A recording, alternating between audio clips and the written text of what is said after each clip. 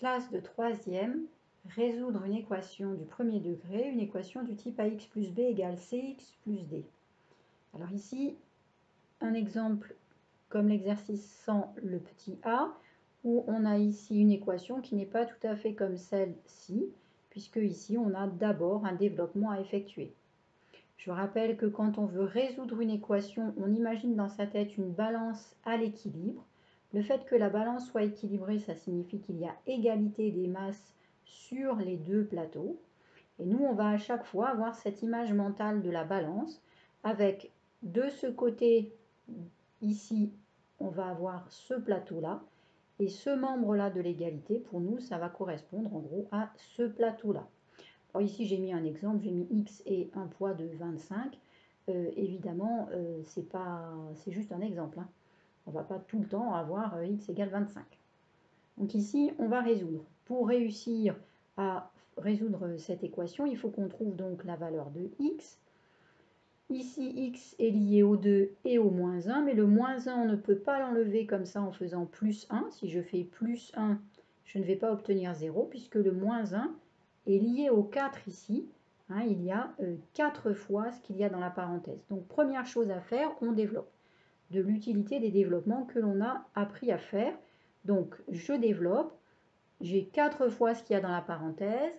Donc 4 lots avec du 2x et du moins 1. Donc j'ai 4 fois 2x et j'ai 4 fois moins 1. 4 fois 2x, ça fait donc 8x. 4 fois moins 1, moins 4. Et je sais que c'est équilibré, que c'est égal à 7. Maintenant, je vais regarder. Dans ce plateau-là, je veux que du x. Et j'ai du moins 4, c'est-à-dire un poids fixe. Donc, je veux 0. Qu'est-ce que je fais pour avoir 0? Ben, je fais plus 4. Ce que je fais sur un plateau, je le fais sur l'autre.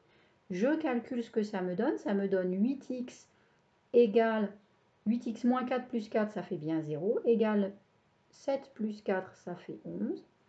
8x égale 11. Moi, je ne veux pas 8x, je veux seulement 1x. Le 8 et le x sont liés par une multiplication. Je vais les séparer en faisant une division. Donc, je vais couper en 8 tout ce qu'il y a dans ce plateau-là et je ne vais garder qu'un seul huitième. Ce que je fais d'un côté, je le fais de l'autre. Donc, je coupe en 8 et je garde un seul huitième. Ce qui me fait ici x égale 11 huitièmes. Ou si vous préférez l'écriture décimale exacte, c'est 8 huitièmes, c'est-à-dire 1, plus 3 huitièmes, c'est-à-dire 375. Voilà, l'écriture en fraction, je pense, était préférable ici. Donc ça, c'est notre proposition de solution. On va vérifier que cette solution fonctionne effectivement. Autrement dit, on va remplacer x par le nombre trouvé. Je prendrai 11 huitièmes, ça me semble plus simple, à l'intérieur de mon équation. Donc de ce côté-là du plateau, j'avais 7, j'aurai rien à calculer. Je vais avoir besoin de calculer ce côté-là du plateau. Donc j'écris 4 facteurs de 2x moins 1, c'est égal, alors là je ne développe pas parce que si je me suis trompée, c'est peut-être dans le développement. Donc si je refais un développement, je vais me tromper à nouveau. Si par hasard je m'étais trompée. Donc là je fais directement 2 fois x, donc 2 fois 11 huitièmes moins 1.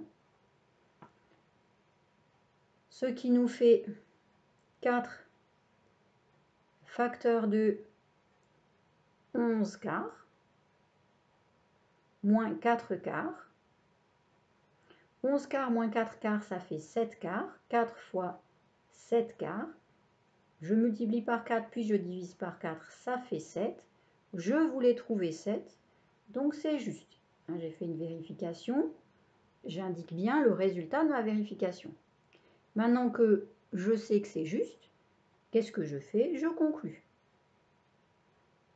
La conclusion d'une équation est une phrase qui contient le mot solution, puisque résoudre une équation, c'est trouver la solution.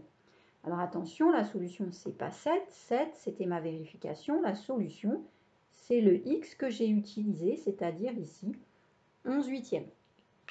Donc la solution de cette équation